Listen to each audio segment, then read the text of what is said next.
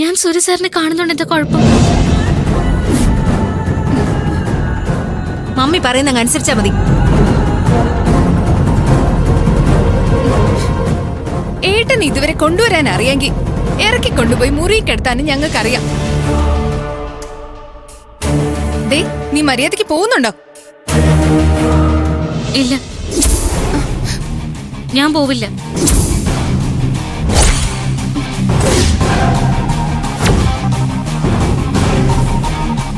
ഹോസ്പിറ്റലിൽ നിങ്ങൾ എന്നെ പറഞ്ഞു വിട്ടു.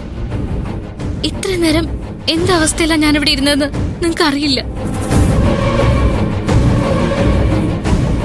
എനിക്ക് സൂര്യ സാറിനെ കണ്ടേ പറ്റൂ. വാശി കാണിച്ചാൽ അവനെ ഇവിടെ ഇറക്കില്ലെന്ന് ഞാൻ അങ്ങോട്ട് തീരുമാനിക്കും. എനിക്കിഷ്ടമുള്ളടുത്ത് ഞാൻ അവനങ്ങ് കൊണ്ടുപോകും. അവിടെ വെച്ച് എന്റെ മോനെ നോക്കാൻ എനിക്കറിയാം. എന്താ മേഡം ഈ പറയുന്നത്? നന്ദിനിമോള് പാവമല്ലേ? മക്കാലത്ത് പിടിക്കാൻ വരണ്ട. ഇവളിന്നലെ ഹോസ്പിറ്റലിൽ വെച്ച് എന്റെ ചെകിടത്തടിച്ചു. അതിനുള്ള ശിക്ഷയായിട്ട് കൂട്ടിയാൽ മതി. പിടിച്ചോട്ട് പോടോ. അവൻ ഈ വീട്ടിൽ തന്നെ കിടക്കണമെന്ന് നിനക്ക് ആഗ്രഹം ഉണ്ടെങ്കിൽ പോവിടുന്നു. പോടി.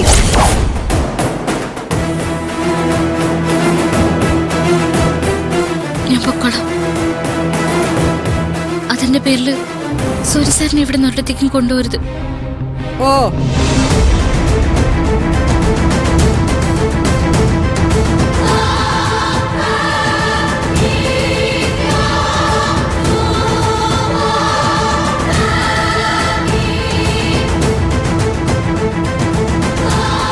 നിങ്ങൾ ഇറക്കിക്കേ.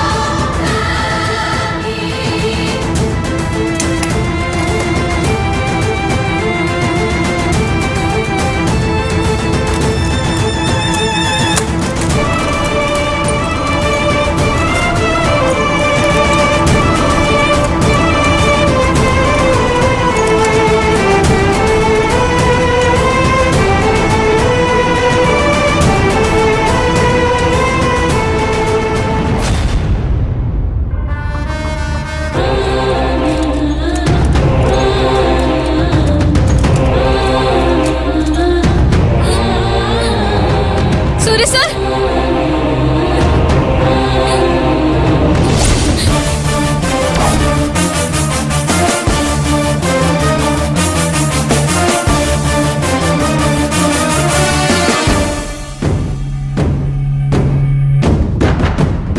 മാഡം,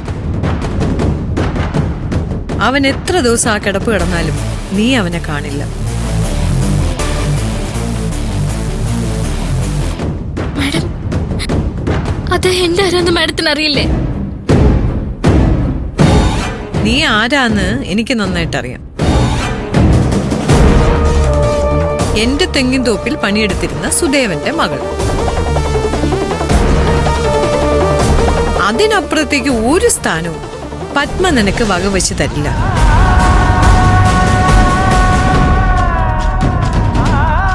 ദേ, ഇന്നു മുതൽ മുകളിലേക്കുള്ള ഈ സ്റ്റെപ്പ് ചവിട്ടാൻ നിനക്ക് അവകാശമില്ല.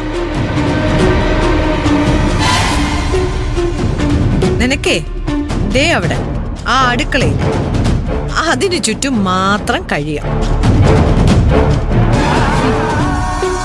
ഒരു അടുക്കളക്കാരിക്കേ അതുമാത്രം മതി.